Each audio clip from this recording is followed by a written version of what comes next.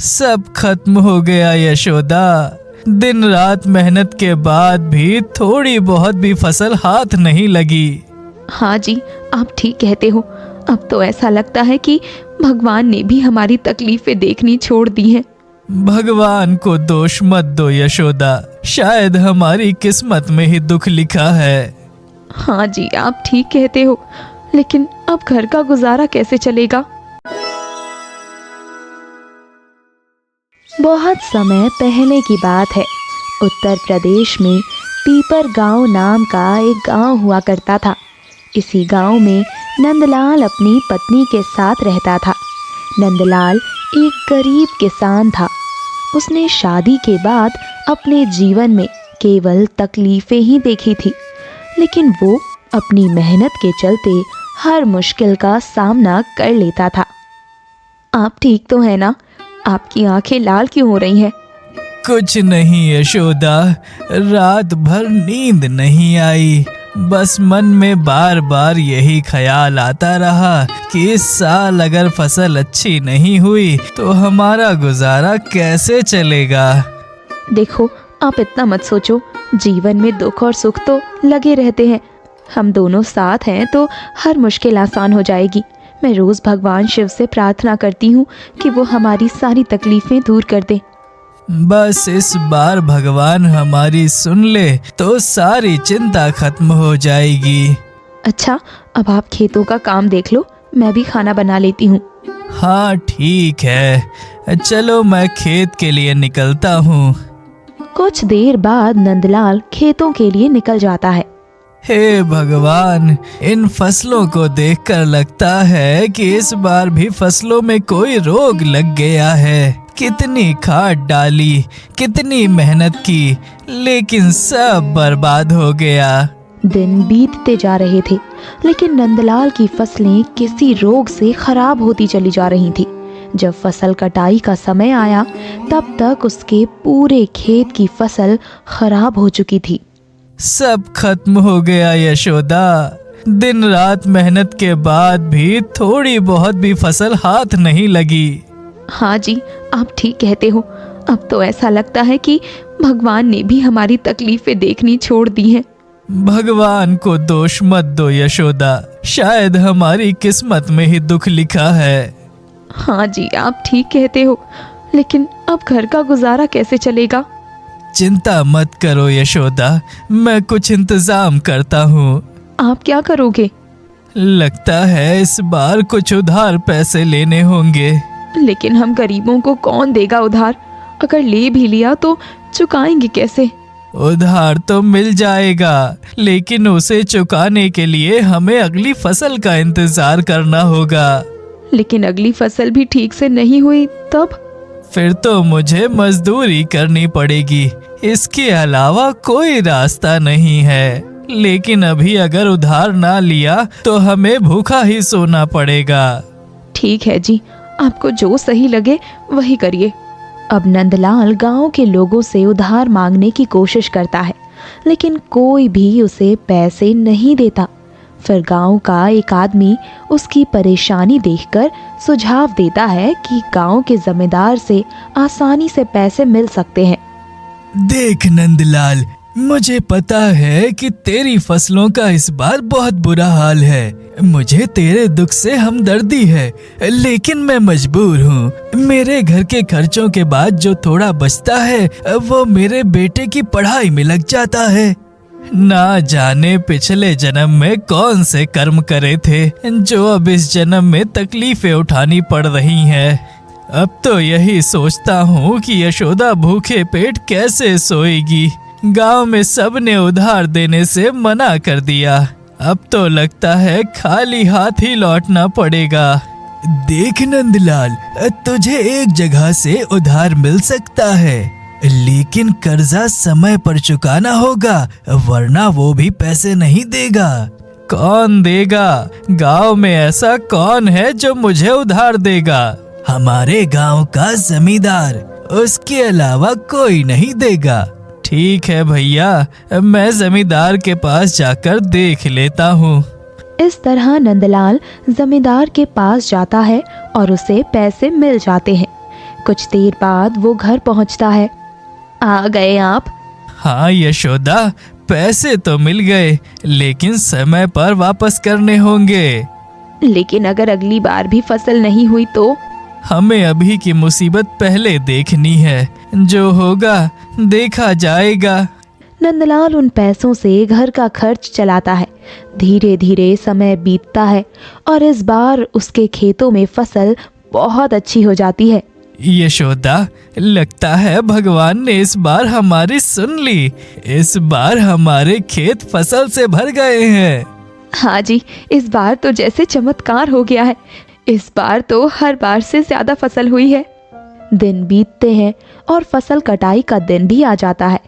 आज सुबह नंदलाल की झोपड़ी के पास वाले पेड़ से कौवे की आवाज सुनाई देती है। सुना आपने? आज सुबह सुबह कौवे की आवाज आ रही है। लगता है कोई मेहमान आने वाला है। अरे यशोदा, हमारे गरीब घर में आज तक कोई आया है क्या जो आ जाएगा? पता नहीं जी, लेकिन कौवे का सुबह बोलना तो मेहमान के आने का संकेत माना जाता है। वो दोनों बात कर रहे होते हैं, तभी उनके घर के बाहर जमींदार आ जाता है। अरे घर पर नंदलाल है क्या? मालिक, आप आइए, मैं खाट लेकर आता हूँ। आराम से बैठिए, फिर बात करते हैं। अरे वो सब छोड़, मैं बैठने नहीं आया, काम से आया हूँ। कहिए मालिक, क्या काम था? तूने जो मुझसे कर्जा लिया था उसे लौटाने का समय हो गया है। सोचा था तो खुद आकर दे देगा, लेकिन आखिर मुझे ही आना पड़ा। मालिक, माफ कीजिए मालिक, मैंने सोचा था फसल बिकते ही आपके पैसे लौटा दूंगा, लेकिन फसल कटाई में देरी हो गई, इसलिए पैसे लौटाने में देरी हो गई। देख नंदलाल, ये सब मुझे नहीं पता। मेरा उधार समय पर लौटाना होता है। आज और अभी मेरा पैसा लौटा दे। लेकिन मालिक, मेरे पास अभी एक भी पैसा नहीं है। अब आप ही बताइए, मैं क्या करूं? नंदलाल की बात सुनकर जमींदार कुछ सोचता है, फिर उसके चेहरे पर चालाकी भरी मुस्कान आ जाती है। पैसे नहीं है तो एक काम कर, अपने खेत की आधी फसल मुझे दे दे, मैं उसे ब्याज मान कर रख लूंगा। जब पैसे हो तब लौटा देना। लेकिन मालिक। कोई लेकिन वेकिन नहीं, अगर बात समझ नहीं आई तो मेरे पैसे अभी दे दे। मजबूरी में नंदलाल जमींदार के साथ खेत पर जाता है। वहाँ पर थोड़ी देर में दराती चलने की आवाजें गूंजने लगती हैं। फसलें कटती जाती हैं। देख नंदलाल, मुझे आधे खेत का अनाज चाहिए। पिछला ब्याज तो छोड़ दिया, लेकिन अब और नहीं छोड़ूंगा। जी मालिक, सब आपकी आंखों के सामने है। मैंने फसल आधी आधी अलग कर दी है, आप जो हिस्सा चाहें ले जाइए। ठीक है, एक काम कर, मेरी हवेली जा और लल्लू कल्लू को भेज दे, वो आधी फसल ले जाएंगे। कुछ देर बाद जमींदार अपना हिस्सा ले जाता है और नंदलाल बची फसल घर में ले आता है। हे भगवान, इस बार भी आधी फसल चली गई। अब अगली फसल तक गुजारा कैसे चलेगा? अब कुछ नहीं हो सकता यशोदा, आधी फसल खत्म होने के बाद हमारे पास कुछ नहीं बचा, और अगर अगली फसल का इंतजार किया तो तब तक जमींदार का ब्याज और बढ़ जाएगा। लगता है अब तो मुझे मजदूरी ही करनी पड़ेगी। कुछ दिन बाद नंदलाल मजदूरी और खेतों के काम एक साथ करने लगता है। खेतों में सूरज की तेज धूप उसके सिर को तपाती है और मजदूरी करके उसके हाथों में छाले पड़ जाते हैं। मजदूरी करके भी वो घर खर्च और जमींदार का हिसाब नहीं कर पाता था, इसलिए उसने ज्यादा समय तक काम करना शुरू कर दिया ताकि ज्यादा पैसे मिल सकें। लेकिन ऐसे में भी मालिक ने मजदूरी कम कर दी क्योंकि काम मंदा पड़ चुका था। खेतों और मजदूरी दोनों जगह काम करके मेरा सारा दिन चला जाता है, लेकिन मिलने के नाम पर कुछ ही पैसे मिलते हैं। आप चिंता ना करो जी, अब से खेतों का काम मैं ही देख लिया करूंगी। बस एक बार इस जमींदार का कर्जा उतर जाए तो सब कुछ ठीक हो जाएगा। हाँ यशोदा, इसलिए तो मैं हिम्मत रखता हूँ और ज्यादा से ज्यादा पैसे इकट्ठे करने की कोशिश करता हूँ। अब इसी तरह धीरे धीरे कई महीने बीत जाते हैं। आखिरकार नंदलाल पूरा कर्ज चुका देता है।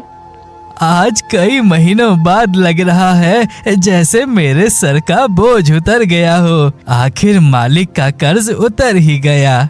ये सब आपकी मेहनत का फल है जी। भगवान की कृपा से हम अब कर्जे से मुक्त हो चुके हैं। अब नंदलाल शांति से मजदूरी और खेतों दोनों जगह का काम संभालने लगता है। इस बार वो फिर से फसलों के लिए जी जान से मेहनत करता है। लेकिन एक रात गांव के सभी लोगों के खेतों में अजीबोगरीब चीजें होने लगती हैं। अरे नंदलाल, रात में जंगली जानवरों का झुंड आया था। उन्होंने आधे गांव की फसल रौंद दी। सब कुछ बर्बाद हो गया। तुम्हारे खेतों में भी कुछ हुआ है क्या? पता नहीं भैया, मैं तो आज अभी तक खेतों पर नहीं गया था। अभी जाकर देखता हूँ। हाँ, जल्दी जा। गांव के कई लोगों के खेतों का बुरा हाल है। पता नहीं रात को कौन से जानवर आए थे।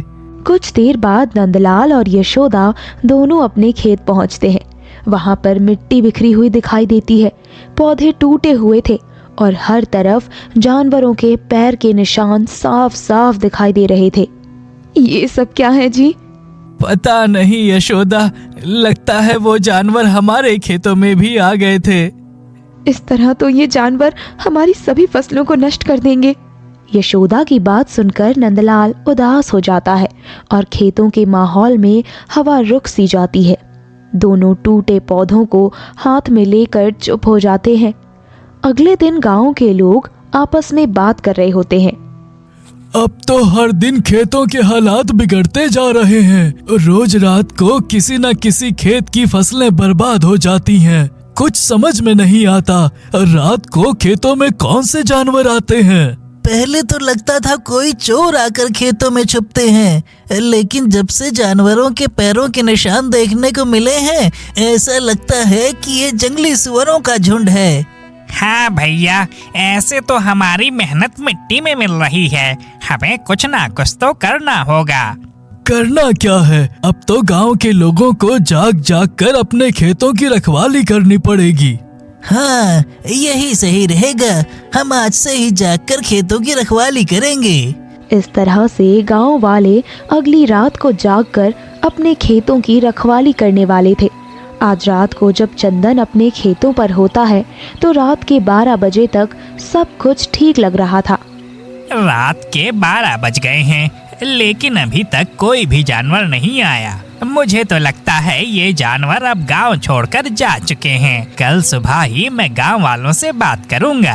अरे इतनी रात को जाग जाग कर अपनी नींद खराब करने का क्या फायदा। चंदन अपने आप से ही बातें कर रहा होता है, तभी अचानक फसलों से आहट सुनाई देती है। लेकिन चंदन का ध्यान तो कहीं और ही था। कुछ देर बाद जब उसकी नजर हिलती फसल पर गई तो वो पूरी तरह डर गया। कौन है वहाँ? अब चंदन डरते हुए अपनी लाठी आगे करते हुए आगे बढ़ता है। तभी अचानक एक बड़ा सा सुअर उसके सामने आ जाता है। अरे नहीं, ये तो जंगली सुअर है। मुझे इसे भगाना होगा। अब चंदन उस सुअर को लाठी की मदद से आगे भगाता है। चल हट हट हट। फिर वो खतरनाक सुअर चंदन को देखकर अजीबोगरीब आवाजें करने लगता है। उसकी आवाज इतनी खतरनाक थी कि चंदन के हाथ पैर कांपने लगे। अरे बाप रे, ये सुअर गुस्से में है। कहीं ये मुझे घायल ना कर दे। नहीं नहीं, मैं ऐसे नहीं डर सकता। मैं इसे भगा कर ही रहूंगा। अब जैसे ही चंदन ने गुस्से में अपनी लाठी आगे की तरफ हवा में चलाई, वो सुअर उसके सामने से निकल गया। इसी बीच कई सारे सुअर पीछे से आ गए और चंदन को धक्का देकर आगे भगाने लगे। बेचारा चंदन नीचे गिर जाता है और अब सुअर उसके ऊपर से चढ़कर भागने लगते हैं। इन सभी सुअर में से एक बच्चा भी था। अब चंदन घबरा कर चिल्लाने लगा। अरे माधव भैया, किशन भैया, खेतों में जंगली सुअर आ गए हैं। अपने खेतों को बचा लेना। ये सभी सुअर आपके खेतों की तरफ दौड़े चले आ रहे हैं। अगले दिन पूरा गांव परेशान था। उधर नंदलाल सुबह सुबह अपने खेतों पर जाता है। हे भगवान, ये सब क्या है? मेरे खेतों की सारी फसलें टूट गई। मैं तो मजदूरी और खेती दोनों एक साथ करता था। फिर भी इस बार फसलें ना मिल पाई। नंदलाल के खेतों की फसलें एकदम नष्ट हो चुकी थीं, जैसे उन जंगली सुअर के झुंड ने अपना सारा गुस्सा उसके खेतों पर उतार दिया हो। कुछ देर बाद नंदलाल घर आकर यशोदा को सारी बातें बता देता है। नहीं, ऐसा नहीं हो सकता। ऐसे तो इस बार भी हमारी सारी फसलें खराब हो गईं। अब हम क्या करेंगे? अब तो बस मजदूरी से मिलने वाले पैसों का ही सहारा है, लेकिन मजदूरी भी तो बहुत कम है। इतने कम पैसों से गुजारा चला पाना बहुत मुश्किल लग रहा है। सुनो जी, मैं तो कहती हूँ मैं भी आपके साथ मजदूरी कर लेती हूँ। नहीं यशोदा, वहाँ केवल मर्द ही काम करते हैं। अब मुझे ही कुछ करना होगा।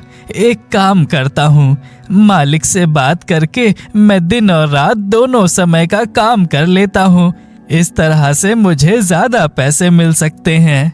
लेकिन दिन रात काम करने से आपकी सेहत खराब हो सकती है।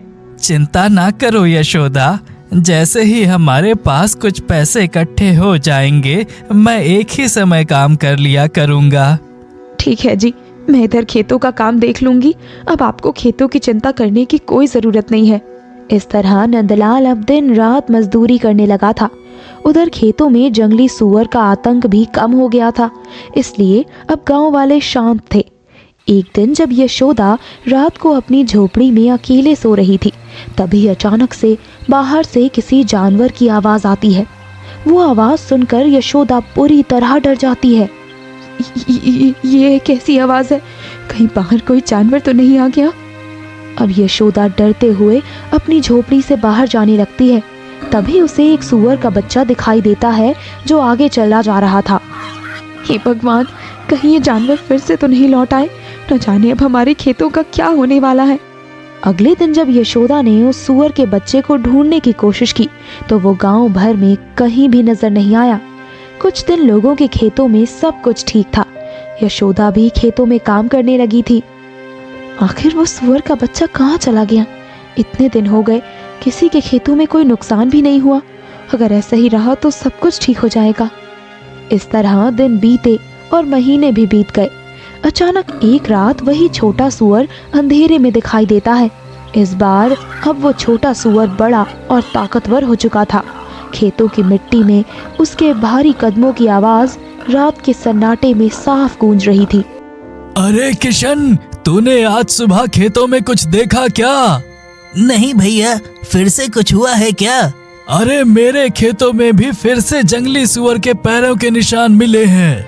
भैया, कहीं वो जानवर फिर से तो लौट नहीं आए? कुछ दिन बाद लोगों के खेतों में थोड़ी थोड़ी फसलें फिर से नष्ट होने लगी। लोग एक बार फिर से परेशान होकर रात में खेतों की रखवाली करने लगे। एक दिन यशोदा भी रात में अपने खेतों की रखवाली कर रही होती है।